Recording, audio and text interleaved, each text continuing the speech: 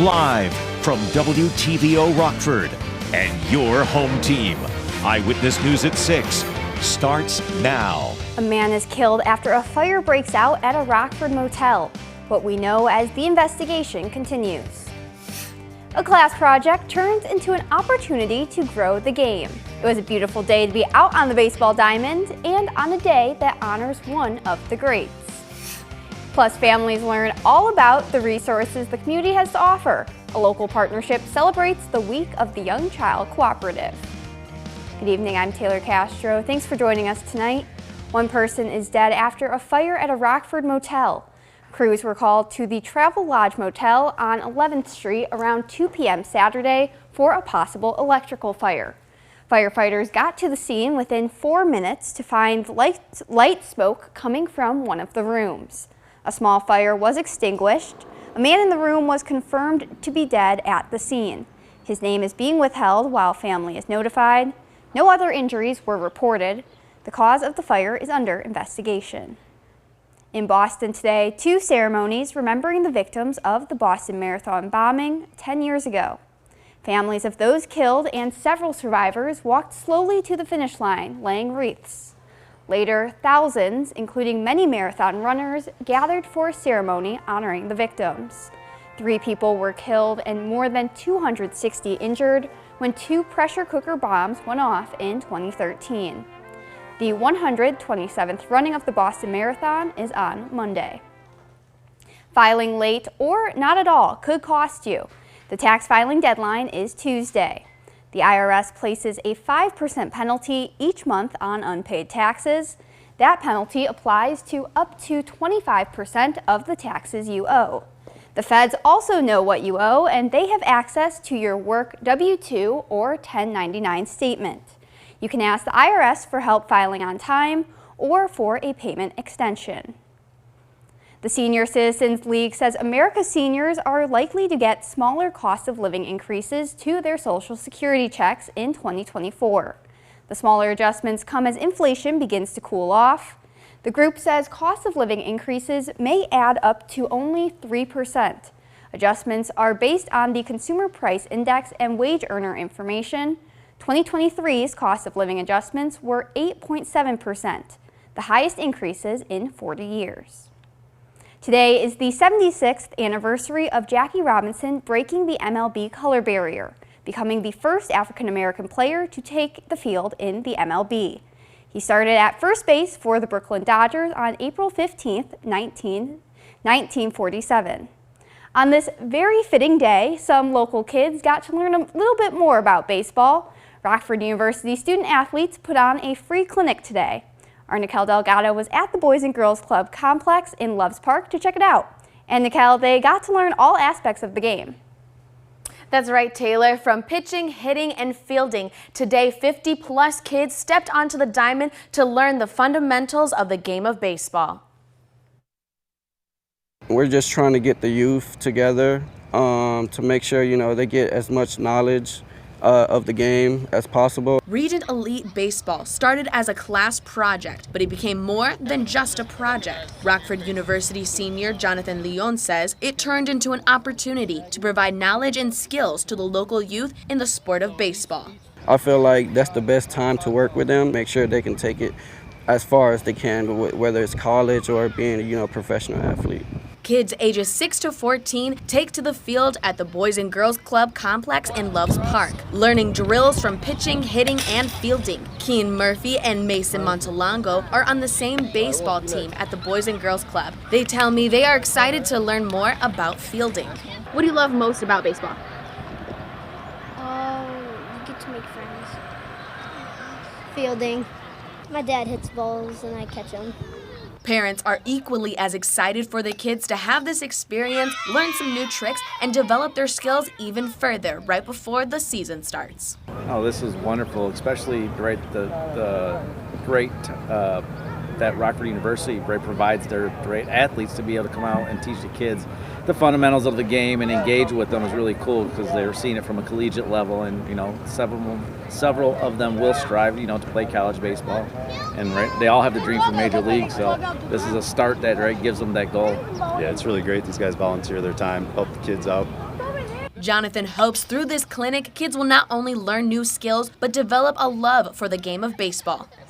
I hope that they take as much knowledge as possible of the game, and seeing that they're being taught by, elite players in college. It's really awesome to see a smile on their face at the end of the day, to make sure, that they're taking something home with them. Participants also got a free lunch, snack, and water. Organizers hope that they can have more baseball clinics in the future. Taylor? Thanks, Nicole. A local organization partners with the Week of the Young Child Cooperative for an informative morning of fun. YWCA Northwestern Illinois held their Family Fun Fair at the UW Health Sports Factory. The free event celebrates young children and their families. It also has information about community resources that families may not know about. They could learn about the different services and programs to see what's available for them. Organizers say there are a lot of things young people need that we don't always think about. I have my own young children, and seeing the different, I don't know everything, and seeing the different resources that are available that I might not think about, or just things that I don't know about. Like the YWCA, for example, has the Child Care Assistance Program. The Child Care Assistance Program can help income-eligible families pay for child care, and that's a huge resource in the community. In addition to the information, there were activities for the kids and entertaining performances. Prom season is here, but from the dress to shoes and other accessories, the cost of the big night can add up. Becca's Closet has been helping teens in the area for over a decade. Dresses are donated by individuals and retailers. The gift of a dream dress helps empower young women who may not otherwise be able to afford it. The group moved to a new location this year at Our Savior's Lutheran Church on Rural Street, but the magic that happens is still the same. We were able to serve about 60 young people who took about 85 prom dresses with the help of a dozen volunteers. We're so happy to be able to make their spring season special. Becca's Closet will be open again next Sunday the 23rd and Saturday the 29th. The Montana House approves a bill banning the app from use in the state. It will now head to the governor's desk for his signature. The state has already banned TikTok on all government devices, but it would be the first state in the country to ban the app altogether. TikTok is under intense U.S. scrutiny nationally due to security concerns. The ban would take effect next January. As the national debate over abortion continues, the Supreme Court stepping in, issuing an administrative stay to keep an abortion drug available. The court now has until April 20th to decide its next steps. Jacqueline Lee has more on how the outcome of this case could impact the FDA's drug approval process. Supreme Court Justice Samuel Alito issuing an administrative stay of the Texas ruling that would have overturned the FDA's original approval of the drug mifepristone, a drug used in more than half of abortions in the U.S. It's good news for the patients that are going to be seen tomorrow, but it is far from over. The court now has until April 20th to review the case before deciding their next steps. We hope that the Supreme Court throws this case out. It is meritless, and it's undermining the FDA's authority. Both the FDA and the drug manufacturer requested this stay. The outcome of this case could have far-reaching implications. Not just access to the most commonly used medication in terminating early pregnancies, mifepristone, but actually, the FDA's drug approval process more broadly. This manufacturer says at issue here is federal judges second-guessing the scientific judgment of the experts at the FDA. Anti-abortion group Alliance Defending Freedom filed the original lawsuit in Texas. We're confident again that when the courts, with any court, looks at the facts and the law of this case, they're going to agree with us. So this is just the next step in a long, lengthy litigation. In a statement, the White House says that the stakes could not be higher and that for now, mifepristone remains available and approved for safe and effective use. Now, your first warn weather forecast from meteorologist Jordan Wolf. It was yet another warm afternoon across the state line. Temperatures across the board made their way at least pretty close to that 80-degree mark, and some of them even warmer. Rockford reached 83 degrees before the storms came through earlier today. That's the warmest temperature now that we've had, not only in the last few days, but also since the beginning of this year, even further than that. This is the warmest of the stretch of 80s that we have had. Temperatures now falling back quite a bit in many spots, down into the 70s. and even into the upper 60s when we look out at Galena. 78 degrees in Rockford. The dew points are in the 50s and 40s, allowing for a little bit more of the fuel for those storms as they get to work their way closer to the state line later on this evening. Right now, we are still seeing many of the skies looking a little bit more on the sunny side compared to what we had earlier today when we did have that initial round of showers and storms come through. Those continue to work their way out of the area and now leaving us a little bit more under a lull. But out to the west and southwest, that next line of storms is going to be moving closer to the area along a cold front. That'll bring us a lot more lightning and even the potential for some damaging winds. A few severe thunderstorm warnings remain further off to the southwest. That line of storms will continue to work a little bit closer. A level 3 severe risk is much further south. However, the entire state line remains under a level 1 marginal risk here later on this evening. The storms continuing to work their way closer to the area could provide some small hail, maybe even some damaging wind gusts. Here's what we look at with Futurecast now. That lull right now is what's going on, but the storms continuing to work their way in from the southwest. That line of storms continuing to push, and that circles around, leaving us under some of those cells that could be a little bit on the stronger side, starting around 7 o'clock this evening, continuing even later on to around 10, 11 o'clock before they lift further out of the area. Then as we get some more of those showers that continue to roll in, the severe threat becomes a little bit more on the lower side, but we are left with some more of the rain showers as temperatures remain in the 40s. And then even colder air wraps in on the back end of that system, bringing us the chance for that to transition from rain to snow as we get later on into the afternoon and evening tomorrow. That's when we get temperatures that'll be a lot colder, and some spots that drop those temperatures a little bit quicker could see some even decent snow accumulations as a winter storm watch is not too far out of the area, and Joe Davies, Stevenson, and Carroll County remain under a winter weather advisory starting during the day Sunday and lasting into early Monday morning. The rest of the area, at least as far as northern Illinois, is under a freeze watch that also starts Sunday evening lasting into Monday as temperatures will be back below freezing in many spots. We see those wind chills that will drop off very significantly. Wind chills tomorrow afternoon will be down in the 20s and the teens. Definitely a big difference from the 80-degree temperatures that we had over the last 4 days straight. Those temperatures dropping back off. Our high temperature tomorrow, only 52, will be reached very early on. 41 for Monday with the chance for snow continuing. And then we start our slow climb, Taylor, back up into the 50s and 60s for much of next week. Now sports with Reagan Holgate. The White Sox were back in action on the south side after last night's loss to the Orioles. Today was a different story, though, and they weren't going down without a fight. Let's start in the 6th inning. Sox down 2. It's Jake Berger. He drives one deep to left, and, well, that's going to tie the game. 4-4. 7th inning now. White Sox down a run, and it's Andrew Vaughn with the blast. It's off the wall for a double, and Elvis Andrus is cooking. He beats the throw as the ball gets away. This one goes to extra innings, tied at 5. Into the 10th now, rookie Oscar Colas comes in clutch to walk it off. And what a win for the White Sox, 7-6, much needed.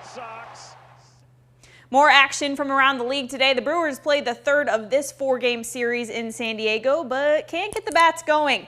Padres lead 10-3, and the Cubs getting another late start tonight against the Dodgers. Jamison Talon will start on the hill at 8:10 Central Time. The Ice Hogs have 2 games left in the regular season to try and grab that playoff spot. The first starts tonight when they host the Manitoba Moose. With a win tonight, the Hogs can clinch a berth in the Calder Cup playoffs.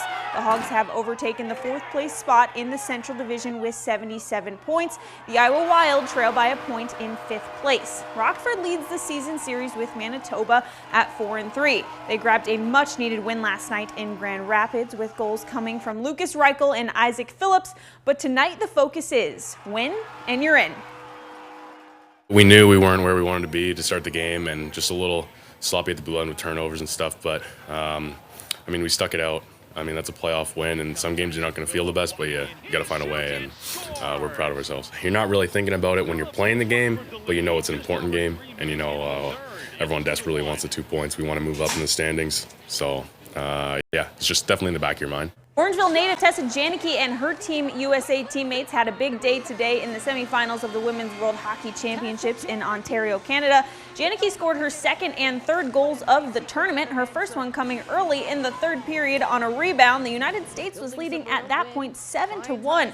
Janicki's second goal came just 4 minutes later on a power play. Janicki, right of the net, puts in another rebound goal through the 5-hole of Czech's goaltender. The United States won 9-1. That means Janicki will be playing for a World Championship tomorrow at 6 p.m. Central Time against Canada. Top senior players from around the state line faced off today in a doubleheader at the Rising Stars All-Star Classic. It was the Nick 10 girls against another team of area stars in the first game to kick this one off tonight. Hananiga's Emma Clark was injured most of the season, but she looked great on this drive for the Nick 10.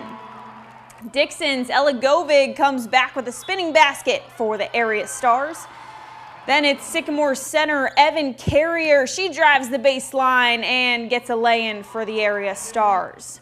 Guilford had 3 seniors in this game. Here's one of them, Sydney Donaldson from 3. And here's another one, Avery Green scoring on the drive. Here comes Clark again, and she will fire in another 3-pointer for the Nick 10. Then Boylan's Maggie Schmidt turns on the Jets for a fast break layup. This game is still in progress. We'll bring you the final scores as well as highlights of the boys' game at 9 and 10.